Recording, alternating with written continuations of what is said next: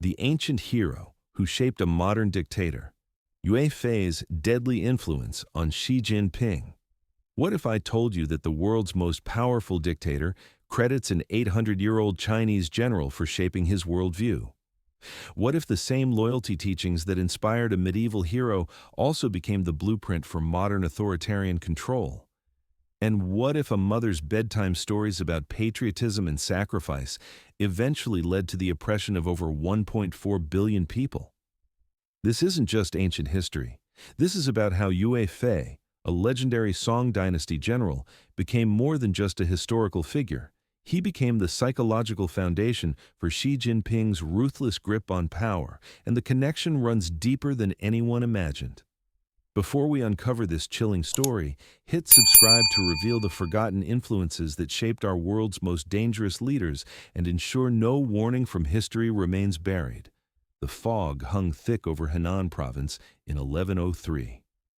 In a poor village where hope was scarce and winters were brutal, a child was born who would become both China's greatest hero and its most tragic victim. Yue Fei entered a world torn apart by invasion, corruption, and betrayal. His father died when he was young, leaving only his mother to raise him in the darkness of a crumbling dynasty. But this wasn't just any mother. She was a woman who understood that in times of chaos, only one thing could survive: absolute loyalty to the homeland.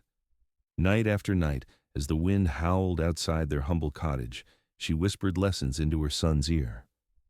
"Remember, my son," she would say with fierce pride, "no matter who you become or where you go, think of your people first. Your loyalty to the country must never waver." The boy listened. He absorbed every word like a sponge, soaking up rain. And when the time came for him to leave for military service, his mother did something that would echo through history. In a ritual that still sends chills down Chinese spines today, she took a needle and tattooed 4 characters into her son's back: "Serve the country with the utmost loyalty." Those words would define Yue Fei's life.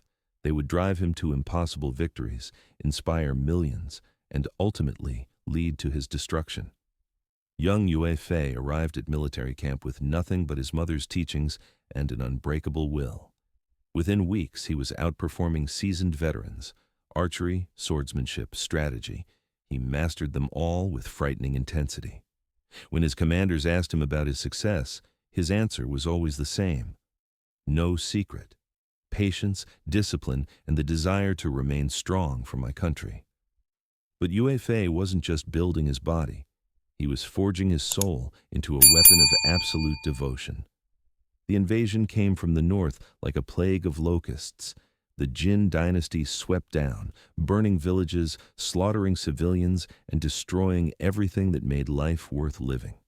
As panic spread across the Song territories, most generals retreated, most soldiers fled, but not Yue Fei.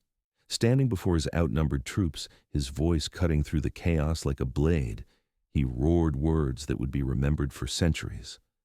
"For our lands, for our families, we fight until our last breath." His soldiers, seeing their commander's unwavering resolve, found courage they didn't know they possessed. Against impossible odds, they held the line. The victory was miraculous, but it was only the beginning. Battle after battle, Yue Fei proved that loyalty and determination could overcome any enemy. He became known as the Nightmare of Jin, the Hope of Song. His reputation spread like wildfire, not just for his military genius, but for his moral character. Unlike other generals who pillaged and brutalized, Yue Fei protected civilians, banned harm to women and children, and treated even enemy prisoners with dignity.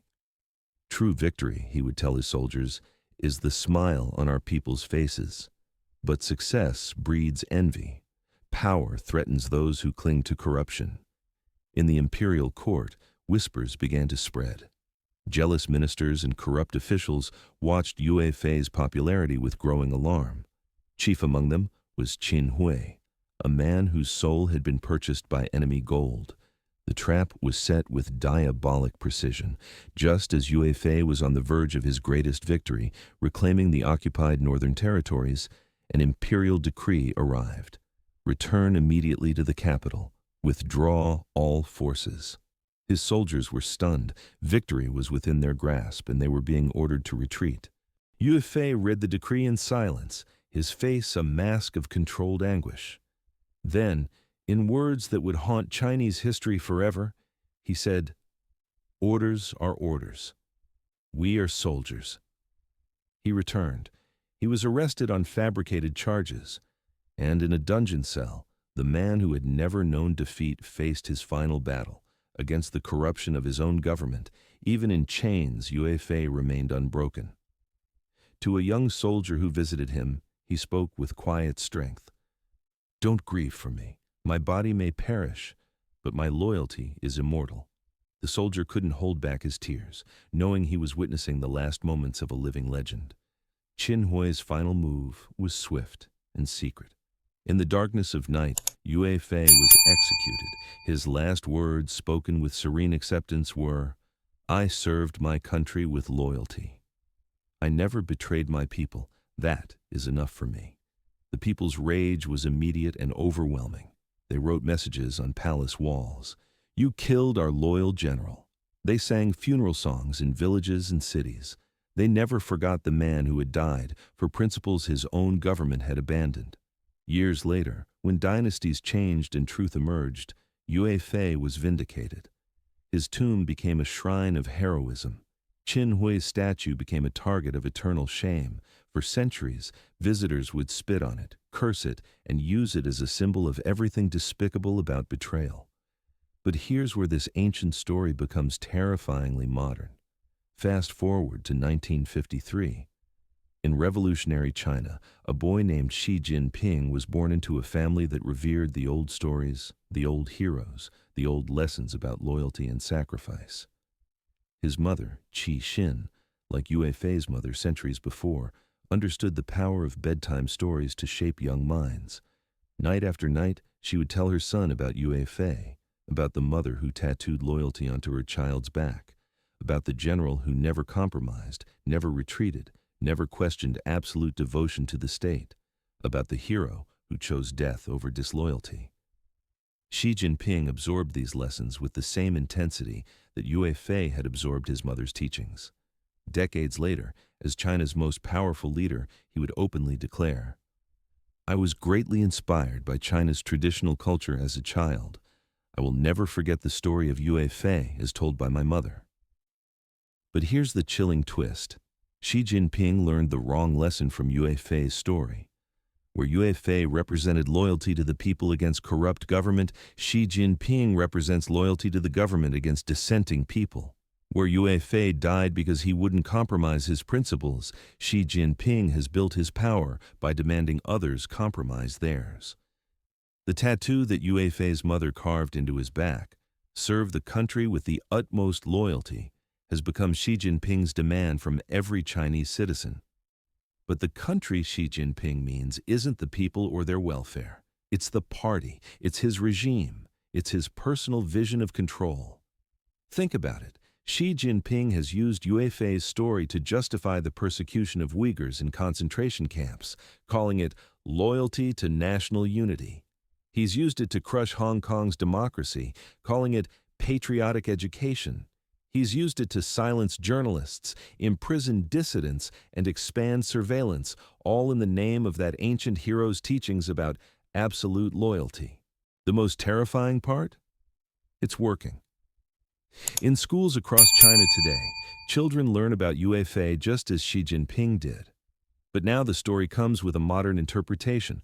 Loyalty means never questioning the party, never criticizing the government, never thinking thoughts that haven't been approved by Beijing. The hero who died fighting corruption has become the symbol for enforcing it.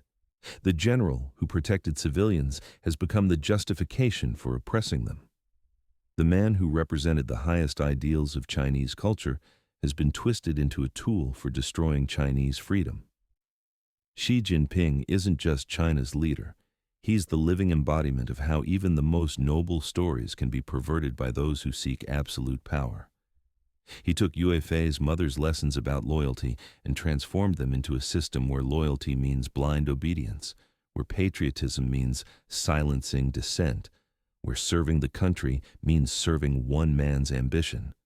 And the most disturbing part of all, Xi Jinping genuinely believes he is Yue Fei. In his mind, he's the loyal general defending China against foreign enemies and domestic traitors.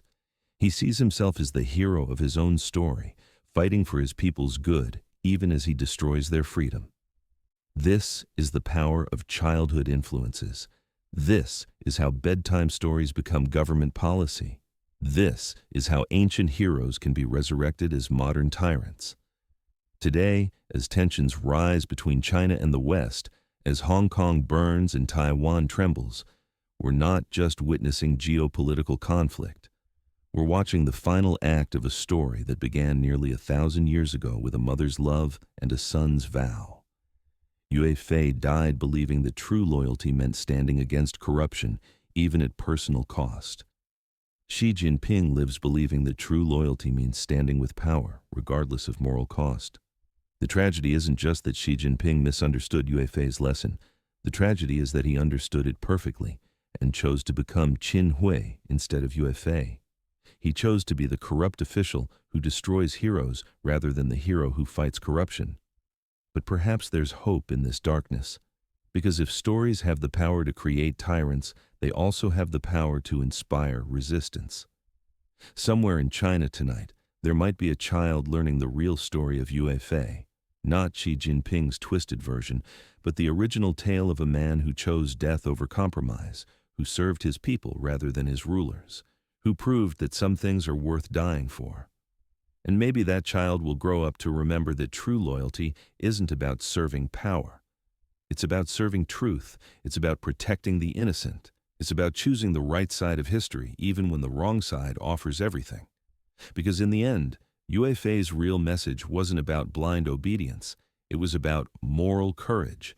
And that's a lesson no tyrant can ever truly control, no matter how many bedtime stories they twist, or how many ancient heroes they claim as their own. The spirit of the real Yue Fei lives on, not in Xi Jinping's propaganda, but in every person who chooses conscience over convenience, truth over power, and freedom over fear. And that spirit will outlive every dictator who dares to invoke its name.